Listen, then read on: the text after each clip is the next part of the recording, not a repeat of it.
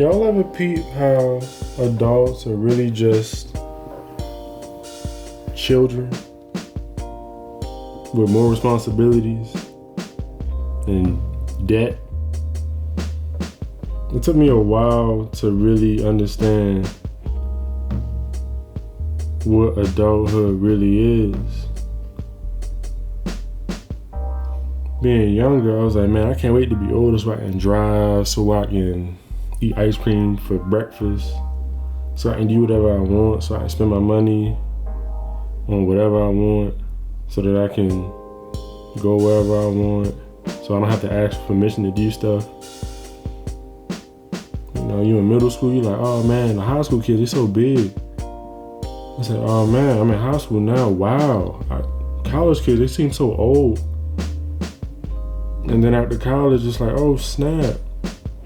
Adulthood is knocking on the door. It's around the time when I'm supposed to, look for a job or look for something to do after I graduate. So now I'm in grad school. And I'm basically in it. Like, I'm in adulthood right now. But it's weird because in grad school, I'm an adult, but I still got homework. I still gotta turn in, I still got papers and stuff. So I've been in school for most of my life, and now school is defining the beginning of adulthood for me. And we can go deep into what grad school means in another video, but for purposes of this video, I want to really highlight how adulthood is a scam. Child growing up is a capitalistic ploy. I swear, when you 8 years old, you swear down your parents and adults in your life, they got it made. They can do whatever they want, whenever they want, and they can tell you what to do as a child, and you gotta listen to them. Child. Thing is, adulthood is what you make of it, and that adults are really just children with more responsibilities and debt. This isn't always financial debt, though a lot of adults certainly do have a lot of financial debt, but I'm also talking about like social debt, just life debt, in that there were things that happened in childhood that we're still paying for. There's still a bunch of childhood trauma that we need to unpack and unravel and demystify before we can live life to the fullest in a positive way. There's still certain things in my life that I remember learning how to do in childhood, learning how to process in childhood that I still do I'm almost 25, so there's still things that I remember doing at the age of 10 that still remnants of my 10-year-old habits are still lingering around. And that's not inherently bad, but it all depends on what's lingering around. For some of us, it's a lot of trauma, heartache, unresolved problems. So as adults are just children with more responsibilities and debt, it is the adult's responsibility to pay off their debt. Your financial debt is one thing, but your life debt and your social debt is something that can be paid off through daily actions. It can be paid off through deconstructing why you do what you do when you're angry, why you do what you do when you meet adversity in an area of your life, how you perceive the world around you. It's not easy, but it's certainly possible. And one thing that makes it easier is therapy, which is something that I've been thinking about doing. And I remember when I was younger, I used to think therapy is only for people who have, serious problems, or people who have undergone very, very traumatic events. But in reality, bruh, you don't have to have gone through something so traumatic to warrant going to therapy.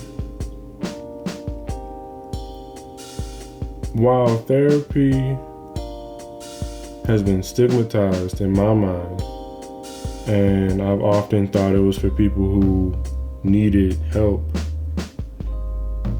because of something that they could not control, it's like, nah, bruh. Therapy is not just for traumatic events. Therapy is for everybody. Because you want to know something? Life is just one big traumatic event. That's how it seems sometimes. But yeah, now that I'm in the midst of the beginning of adulthood, now is the perfect time to look back at my childhood and be like, yo, what were the things in my childhood that I took for granted that were defining moments and shaped the way I move throughout life forever? Now, that's a very difficult thing to unpack by myself. And that's where therapy comes in. That's where counseling comes in. That's where being vulnerable comes in. And as I look out this window, I'm just thinking like, yo, there's so much, whether it's good, bad, or indifferent, that happened in childhood that directly influences how I move throughout adulthood. With that being said, as I unpack things that happened to me when I was 12, whether it's good, bad, or indifferent, it's like, yo, things that went unchecked when I was 12 are going to manifest when I'm 25. Things that I never checked when I was 16 will still be around when I'm 36. Dimensions of me that I thought were important when I was 14, if I don't revisit that dimension to verify its validity, then it'll still be around when I'm 40.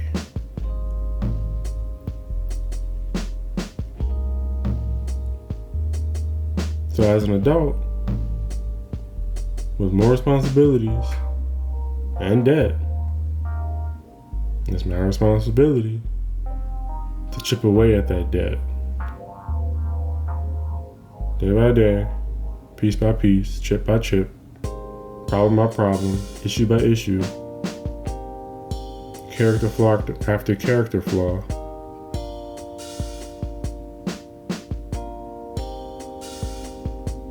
And it's my responsibility to make sure that whatever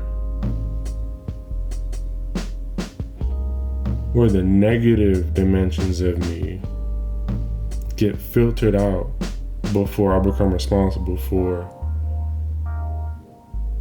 a younger version of me, aka a child. Because what that which went unchecked when I was 12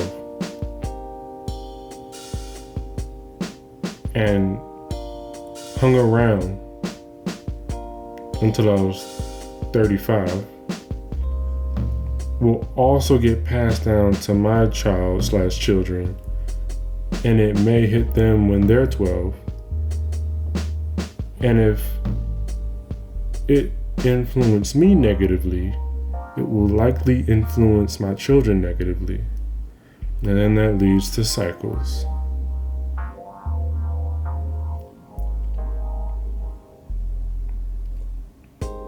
And the crazy thing about that is, it's gonna be there even after you die. So with me checking myself with my life debt, even if I die, my debt will get passed down to my children. And I don't want that. Instead of generational debt, I'm looking to pass down generational wealth. Now, throughout this video, the words debt and wealth are used metaphorically, not just to mean money, but to mean positive dimensions of existence.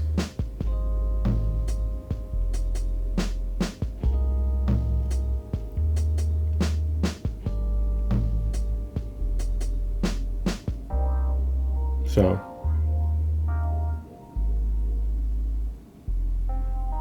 I'll leave you with this.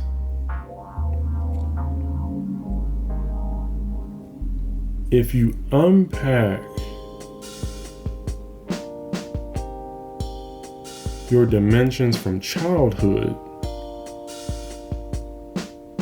and evaluate how they impact you in adulthood, you might be surprised at what you see.